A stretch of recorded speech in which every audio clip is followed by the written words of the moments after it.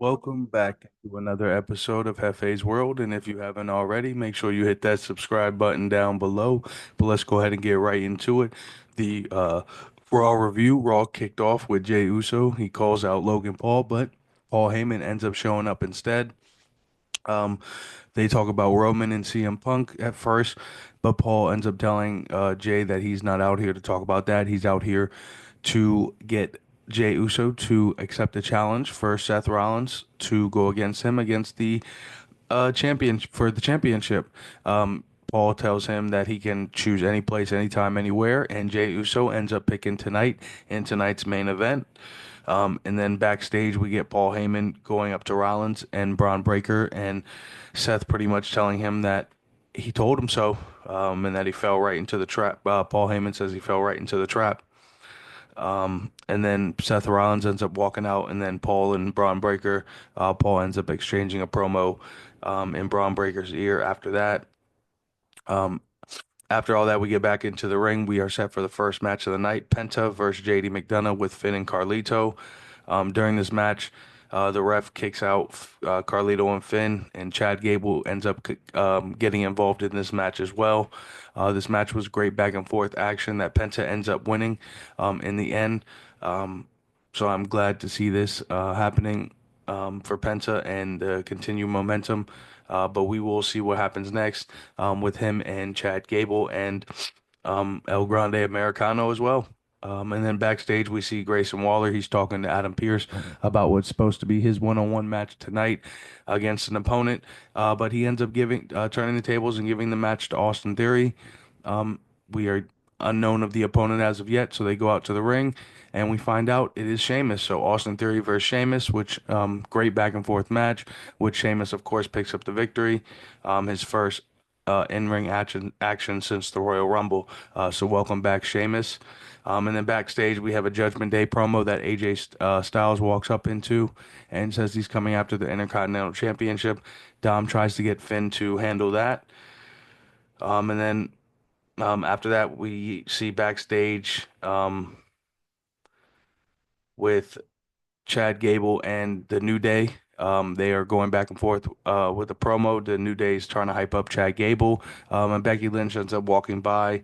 This leads to Becky Lynch going out into the ring, cutting a promo on Lyra Valkyria. Lyra's music ends up hitting. They go back and forth with the promo. Becky tries to eventually attack Lyra Valkyria, but Lyra would eventually get the upper hand. These two women are separated by security, but that does not stop them. Lyra eventually would get back into the ring and lay Becky Lynch out. Up next, we have Roxanne Perez versus Io Sky. A great back and forth matchup between these two women. One hell of a ride in this match. Definitely want to catch this one for sure. Io Sky ends up winning the match. After the match, however, I will say this match did end with a bunch of roll-ups, close near fall victories. So it was an interesting way to end the match.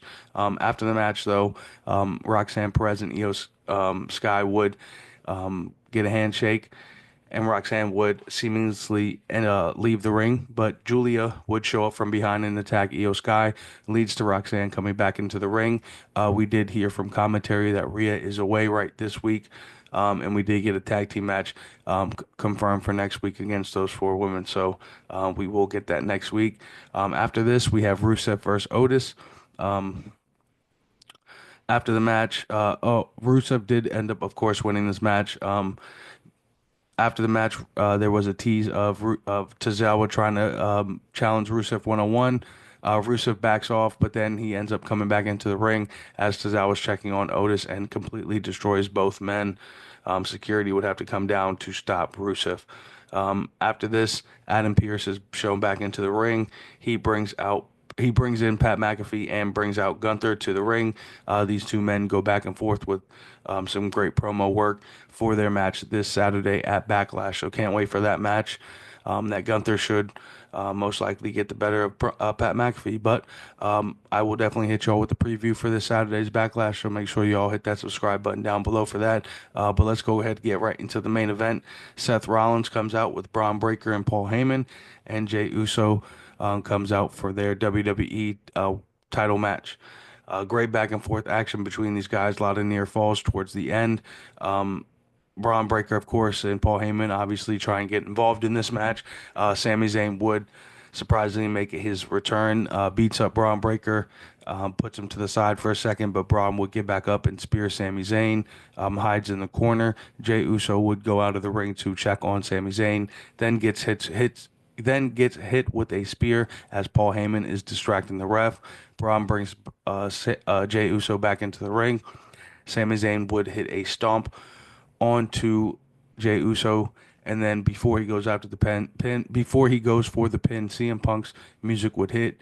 CM Punk comes down to the ring with the chair, hits Braun first, then gets into the ring and attacks Seth Rollins, and that's pretty much how Raw ends with CM Punk, Sami Zayn, and Jey Uso in the ring standing tall. So we see what's going on here. Can't wait to see who Seth and Braun and Paul Heyman recruit into that stable, and if there will be some more people into that stable.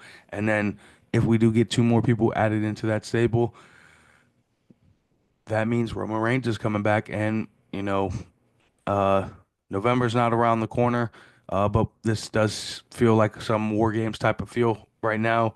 But we'll see what happens here. I will hit y'all with the preview of SmackDown later on down the line. Make sure y'all hit that subscribe button down below. And just remember, this is Hefe's World, and you're just living in it.